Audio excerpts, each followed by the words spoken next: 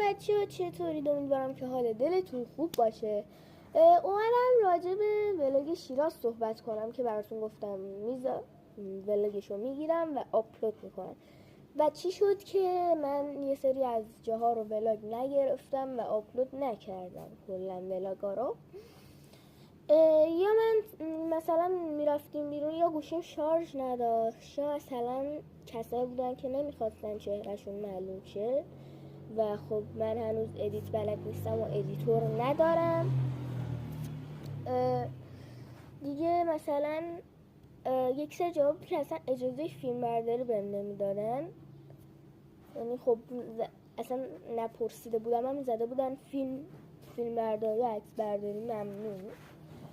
یک سری جاها مثلا گوشیم شارژ نداشت، مثلا گوشیمو نبرده بودم خونه جا مونده بود به یک سری دلایل.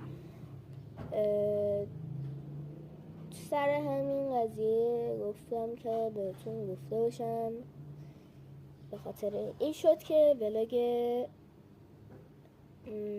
ولاگ ما کنسل شد. البته یک سری جاها رو براتون گرفتم ولی خب نشد که بذارم.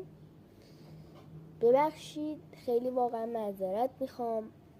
من بهتون گفته بودم ولاگو میگیرم ولی خب شیراز نمیدونستم مثلا شرایط چجوریه. فهمیدم و دیدم که نمیشه. من معذرت میخوام. خدا نگهدار.